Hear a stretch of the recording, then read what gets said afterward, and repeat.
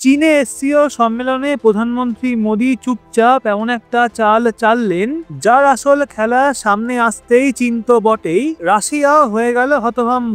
Operation সিঁদুরে পাকিস্তানের সঙ্গী আজারবেইজানের ঔদ্ধত্য ভেঙে চুরমার করে দিল মোদি, চালিয়ে দিলেন ভেতর ব্রহ্মাস্ত্র। শাহবাজ শরীফের সঙ্গে হাসাহাসি করতে গিয়ে আজারবেইজানকে দিতে হলো ভয়ঙ্কর মূল্য।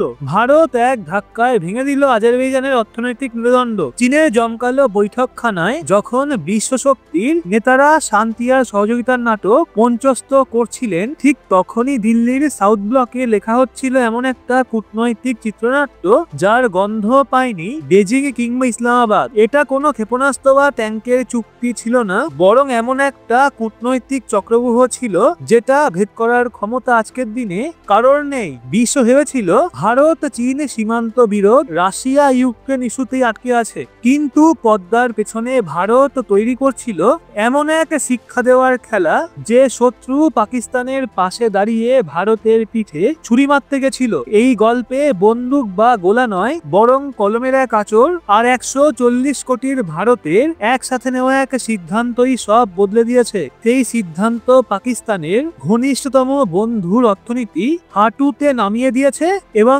চীনকেও তা নিজের ঘরে অসহায় করে দিয়েছে। এটা শুধু একটা দেশকে তার আসল জায়গা দেখানোর গল্পই নয়, এটা সেই নতুন ভারতের গল্প যে এখন নিজের সত্ত্বে পৃথিবীর মানচিত্র আঁকে। তো আমরা আপনাকে বলবো এই বিস্ফোরক ঘটনার সম্পূর্ণ কাহিনী, তাই ভিডিওতে থাকুন এবং এই বিষয়ে আপনার মতামত অবশ্যই কমেন্টে ব্যক্ত করুন। এবার শুরু হতে চলা এই গল্প কোনো থ্রিলার সিনেমার চেয়ে কম নয়। এর বীজ রোপিত হয়েছিল সেই সময় যখন পাকিস্তানের প্রধানমন্ত্রী শাহবাজ শরীফের সঙ্গে দাঁড়িয়ে আজারবেইজানের প্রেসিডেন্ট ইলহাম আলিয়েভ অট্টহাসি হাসছিলেন। এই সেই শাহবাজ যিনি চীনের মাটিতে ভিক্ষার পাত্র হাতে ঘুরছিলেন। সেই হাসাহাসির মধ্যে ভারতের জন্য ছিল পরিষ্কার বার্তা, একটা চ্যালেঞ্জ। আলিয়েভ শুধু শরীফের সঙ্গে হাসছিলেন না, তিনি ভারতের দিকে ইঙ্গিত করছিলেন যে আজারবেইজান পাকিস্তানের পাশে অটল। মনে করুন অপারেশন সিঁদুরের সময় যখন ভারত তার শত্রুদের একে একে শিক্ষা দিচ্ছিল, তখনই আলিয়েভ আর তুরস্কের প্রেসিডেন্ট এরদোগান পাকিস্তানের সঙ্গে দাঁড়িয়ে ভারতের বিরুদ্ধে বিষ উগরে দিচ্ছিলেন।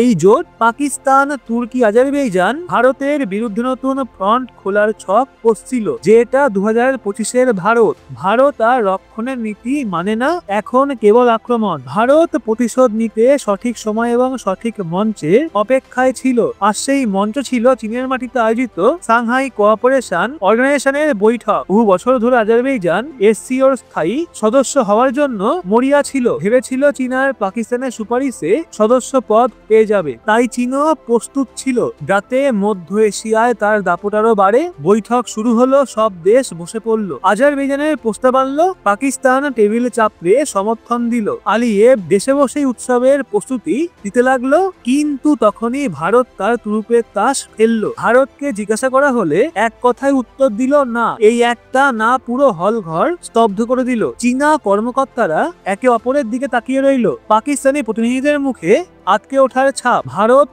পরিষ্কার জানিয়ে দিল, যতক্ষণ না ভারত চাইছে ততক্ষণ আজারবেইজান এসসিওর সদস্য হতে পারবে না। নিয়মই হচ্ছে নতুন সদস্য নিতে হলে সব সদস্য দেশের সম্মতি চাই। ভারত তার ভেটো ক্ষমতা ব্যবহার করে এক লহমায় আজারবেইজানের স্বপ্ন চূর্ণ বিচূর্ণ করে দিল। এটা ছিল চীনের মুখে কষিয়ে থাপ্পড়, কারণ ভারত চীনের সুপারিশকেই তার ঘরে গিয়ে ময়লা ঝুড়িতে ছুঁড়ে ফেলে দিল। তো পাকিস্তানের জন্য এ ছিল বার্তা, তার বন্ধুদের হালও তার মতোই হবে। তোয়া জ্বালিয়ে বিশ্ব দরবারে কার্যেন অভিযোগ করছেন ভারত তাকে পাকিস্তানের সঙ্গে বন্ধুত্বের শাস্তি দিচ্ছে।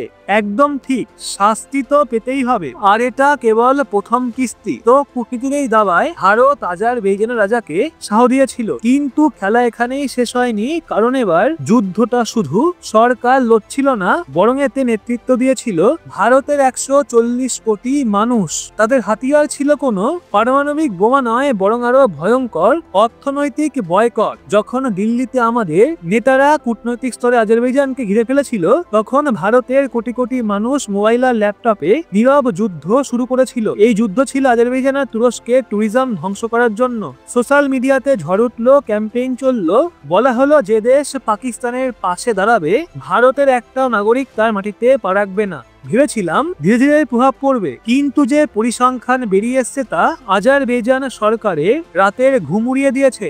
সরকারি তথ্য অনুসারে জুন 2025-এ আজারবাইজান ভ্রমণে যাওয়া ভারতীয় পর্যটকের সংখ্যা 66% হারে কমে গেছে। গত বছরে জুনে যেখানে 28,315 জন ভারতীয় আজারবাইজানের রাস্তায় হাঁটছিলেন, এবার সংখ্যা নেমে এসছে মাত্র 9,934-এ। এটা শুধু একটা পরিসংখ্যান নয়, এটা 140 কোটি ভারতীয়র দেওয়া অর্থনৈতিক আঘাত। তো আজারবাইজানের মতো ছোট্ট দেশ যাদের অর্থনীতির বড় অংশ ট্যুরিজম নির্ভর, তাদের জন্য এটা একেবারে অর্থনৈতিক সুনামি। হোটেল খালি, রেস্তোরাঁয় মাছি ভনভন করছে, টুরিস্ট গাইড বেকার হয়ে বসে আছে, শাহবাজ শরীফের সঙ্গে হাসাহাসির মাসুল দিচ্ছে আজারবাইজানের সাধারণ মানুষ। আর ফাঁসিটা শুধু আজারবাইজানের গলায় নয়, তার বড় ভাই তুরস্কের গলাতেও ঝুলিয়ে দেওয়া হয়েছে। যে তুরস্ক পাকিস্তানকে ড্রোন দিয়ে ভারতের বিরুদ্ধে ষড়যন্ত্র করে, তাকেও শিক্ষা দিতে শুরু করেছে ভারতের জনগণ। গত কয়েক মাসে তুরস্কে যাওয়া ভারতীয় পর্যটকের সংখ্যা 37% হ্রাস পেয়েছে। এটা প্রমাণ করে ভারতীয় সাধারণ মানুষও এখন দেশের বিদেশ নীতির সক্রিয় অংশ। এখন শুধু সরকার নয়, জনগণও যুদ্ধ করে। তো ভারতের এই সফট পাওয়ারই হার্ড পাওয়ারে রূপ নিয়েছে। ভারত বিশ্বকে বুঝিয়ে দিল, যদি কেউ আমাদের শত্রুর পাশে দাঁড়ায়, তাহলে আমরা তার পকেট ফাঁকা করে দেব, তার অর্থনীতি ধ্বংস করে দেব, এবং সবকিছুই একটাও গুলি না চালিয়ে। এই ঘটনা কেবল আজারবাইজান বা তুর্কিকে শিক্ষা দেওয়ার মধ্যে সীমাবদ্ধ নয়, বরং এর পেছনে আছে ভারতের একটা বৃহত্তর দূরদর্শী কৌশল। একে বলা হয় ডিপ্লোম্যাটিক চেক পয়েন্ট স্ট্র্যাটেজি। তো ভারত এখন সরাসরি পাকিস্তানকে নয়, বরং যারা তাকে সাহায্য করে তাদের পথই বন্ধ করছে। ভারত জানে আজারবাইজান আর তুর্কি পাকিস্তানের সবচেয়ে বড় প্রতিরক্ষা যোগানদাতা। তারা শুধু হাতিয়ার ড্রোন দেয় না, বরং আন্তর্জাতিক মঞ্চে কাশ্মীর ইস্যুতেও পাকিস্তানকে সমর্থন করে। তাই ভারত সিদ্ধান্ত নিয়েছে পাকিস্তানের এই দুই ডানা কেটে দেওয়া হোক। প্রথমে আজারবাইজানকে অর্থনৈতিক এবং কূটনৈতিক ভাবে চেপে ধরা হলো, এবার টার্গেটে তুর্কি। এটা পাকিস্তানের চারপাশে এমন ফাঁদ তৈরি করার মতো যা তার নিঃশ্বাস রুদ্ধ করে দেবে। এই কৌশলের সবচেয়ে বড় বার্তা গেছে চীনের কাছে। চীন ভাবতো এসসিওর মতো মঞ্চে শুধু তারই দাপট, কিন্তু আজারবাইজান ইস্যুতে ভারতের ভেটো দেখিয়ে দিল এখন ভারতের সম্মতি ছাড়া কোনো বহুপাক্ষিক সিদ্ধান্ত নেওয়া অসম্ভব। এটাই ভারতের বাড়তে থাকা কূটনৈতিক শক্তির প্রমাণ। শুধু তাই নয়, ভারত পশ্চিমা দেশগুলোকেও, বিশেষ করে আমেরিকার ইউরোপকে গোপন বার্তা দিয়েছে। ভারত দেখিয়েছে যখন এর স্বার্থে সে চীনের মতো শক্তিশালী দেশের কথাই শোনে না, তখন অন্য কারো চাপেও মাথা নোয়াবে না। তো ভারত এখন স্বাধীন মেরু, ইন্ডিপেন্ডেন্ট পোল, যে নিজের সিদ্ধান্ত নিজে নেয়। আর একটা গোপন কৌশল নিয়েও ভারত কাজ করছে, ডিজিটাল ইকোনমিক ব্লকেট। সূত্র অনুযায়ী ভারত নীরবে online booking site, travel company আর পেমেন্ট গেটওয়েকে এমন নির্দেশ দিতে পারে যাতে শত্রু দেশগুলোর জন্য ভারতীয় বাজার থেকে অর্থ উপার্জন প্রায় অসম্ভব হয়ে যায়। এটা হবে একটা অদৃশ্য অর্থনৈতিক যুদ্ধ, যার আঘাত হবে ভীষণ গভীর। এটাই প্রথমবার যখন ভারত সরকার আর ভারতীয় জনতা মিলে সরাসরি দেশের ফরেন পলিসিকে প্রভাবিত করছে। এটাই সেই জনশক্তির প্রভাব যা বিশ্ব শক্তিগুলোকেও চিন্তা করতে বাধ্য করবে। তো পাকিস্তানকে এখন বুঝে নিতে হবে, ভারতের সঙ্গে শত্রুতা ছিলই ভয়ানক, দামি, কিন্তু এখন পাকিস্তানের সঙ্গে বন্ধুত্ব করাটাও আরো বেশি ভয়ঙ্কর। তো এখন প্রশ্ন হচ্ছে,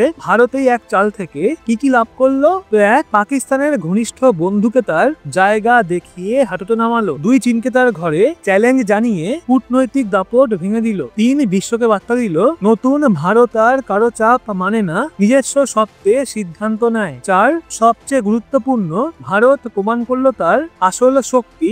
140 কোটি মানুষ, যাদের একটা ইশারায় যে কোনো দেশের অর্থনীতি কেঁপে যাবে। এটাই ভারতের নতুন বিদেশ নীতি, যেখানে ইটের জবাব শুধু পাথর দিয়ে নয়, শত্রুর গোটা দেওয়াল ভেঙে দেওয়া হয়। এটাই সেই নতুন ভারতের গর্জন, যেখানে সরকারের একটা সিদ্ধান্ত এবং জনগণের একটা পদক্ষেপ মিলে তৈরি হয় একটা ডিপ্লোম্যাটিক সার্জিক্যাল স্ট্রাইক। আজারবাইজান তো কেবল শুরু, আসলে সিনেমা এখনো বাকি। কারণ পরের নাম্বার তুর্কি, শাহবাজ শরীফের সঙ্গে হাসাহাসির দাম এবার ব্যাপক ভাবে দিতে হবে। এই পুরো ঘটনাক্রম নিয়ে আপনার কি মতামত? ভারতের এই নতুন আক্রমণাত্মক বিদেশ নীতি কি একদম সঠিক? তুর্কির পর আর কাকে টার্গেট করা উচিত বলে আপনার মনে হয়?